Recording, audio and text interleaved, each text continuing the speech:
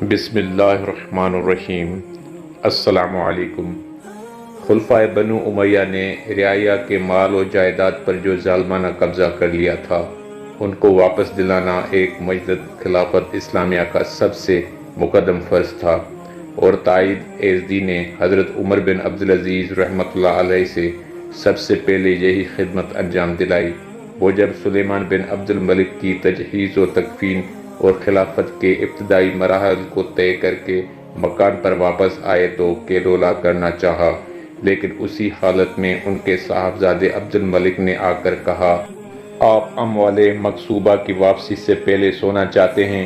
حضرت عمر بن عبدالعزیز رحمۃ اللہ علیہ نے عذر کیا کہ میں نے سلیمان کی تجہیز و تکفین میں شب بیداری کی ہے، اس لیے نماز ظہر کے بعد یہ خدمت انجام دوں گا۔ لیکن عبد الملک نے کہا کہ ظہر کے وقت تک آپ کی زندگی کا کون ذمہ دار ہو سکتا ہے؟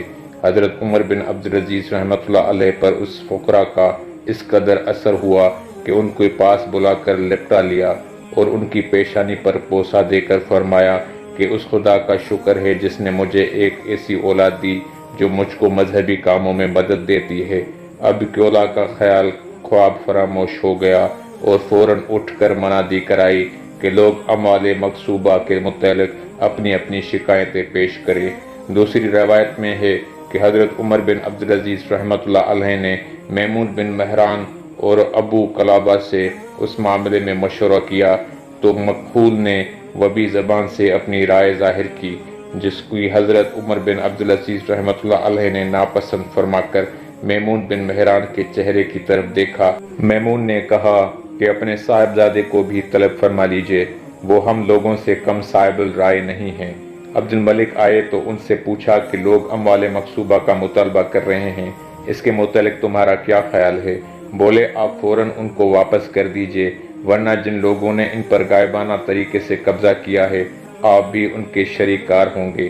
حضرت عمر بن عبدالعزیز رحمۃ اللہ علیہ نے ممبر پر چڑھ کر لوگوں کی ساری جائیدادیں واپس دلائیں۔ چونکہ خود بھی خاندان بنو امیہ کے رکن تھے، اس لیے سب سے پہلے اپنی ذات اور اپنے خاندان سے ابتدا کی، اور جاگیروں کی جو سندیں تھیں ان کی نسبت اپنے مولا مظاہم کو حکم دیا کہ وہ پڑھ پڑھ کر سناتے جائیں۔ وہ ان سندوں کو پڑھ پڑھ کر سناتے جاتے تھے اور حضرت عمر بن عبدالعزیز رحمۃ اللہ علیہ ان کے مخراج سے اترتے جاتے تھے۔ ان کی یہ جاگیریں عرب کے مختلف حصوں مثلا یمن اور یمامہ وغیرہ میں پھیلی ہوئی تھیں۔ حضرت عمر بن عبدالعزیز رحمۃ اللہ علیہ ان سب سے دستبردار ہو گئے، یہاں تک کہ ایک انگوٹھی کا نگینہ جو ان کو ولید نے دیا تھا اس کو بھی واپس کر دیا۔ مظاہم سے یہ دیکھا نہ گیا اور بولے کہ اولاد کے معاش کا کیا سامان ہوگا۔ حضرت عمر بن عبدالعزیز رحمۃ اللہ علیہ کے رخساروں پر آنسو جاری ہو گئے اور بولے کہ ان کو خدا پر چھوڑتا ہوں، اپنے اور اپنے اہل و عیال کے مصارف کے لیے صرف خیبر اور ایک نہر کو محفوظ رکھا جس کو انہوں نے اپنے عطیہ کی آمدنی سے کھدوایا تھا اور جس کا سالانہ منافع کم و بیش 150 دینار تھا۔ لیکن جب خیبر کے متعلق معلوم ہوا کہ وہ رسول اللہ صلی اللہ علیہ وسلم کے عہد تک عام مسلمانوں کا حق تھا، لیکن حضرت عثمان رضی اللہ تعالی عنہ نے اس کو اپنے عہد خلافت میں مروان کی جاگیر میں دے دیا تھا، جو وارثاً حضرت عمر بن عبدالعزیز رحمۃ اللہ علیہ کے قبضے میں آیا تو اس کو بھی واپس کر دیا اور صرف نہر کو باقی رکھا۔ انبا بن سعید بن العاص ان کے دوست تھے جن کو سلیمان بن عبد الملک نے 20,000 دینار کے دلوانے کا حکم دیا تھا، اور تمام دفتری کارروائی مکمل ہو چکی تھی کہ سلیمان بن عبد الملک کا انتقال ہو گیا۔ اس کے بعد حضرت عمر بن عبدالعزیز رحمۃ اللہ علیہ خلیفہ ہوئے تو وہ ان کے پاس آئے اور اپنے دوستانہ تعلقات کے بنا پر اس کا مطالبہ کیا، لیکن انہوں نے کہا کہ 20,000 دینار تو مسلمانوں کے 4,000 گھروں کے لیے کافی ہو سکتے ہیں، میں صرف ایک آدمی کو کیوں کر لا دوں؟ حضرت عمر بن عبدالعزیز رحمۃ اللہ علیہ کی جاگیر میں جبل الورس ایک پہاڑ تھا۔ انہوں نے طنز کہا کہ پھر جبل الورس کو خود کیوں لیتے ہو؟ بولے تمہارے تانے نے مجھ کو یہ یاد دلایا، ورنہ میں اس کو بھول گیا تھا۔ اس کے بعد عبدالعزیز رحمۃ اللہ علیہ کی جاگیر کی تمام دستاویزوں کو منگوا کر چاک کر دیا۔ اس کے بعد عام طور پر لوگوں کے اموال مغصوبہ واپس دلائے۔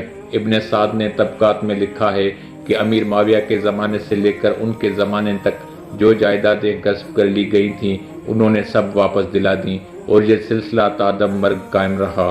حقوق کی واپسی کے لیے کسی قطعی شہادت یا حجت کی ضرورت نہ تھی، بلکہ جو شخص دعویٰ کرتا تھا معمولی سے معمولی ثبوت پر اس کا مال واپس مل جاتا تھا۔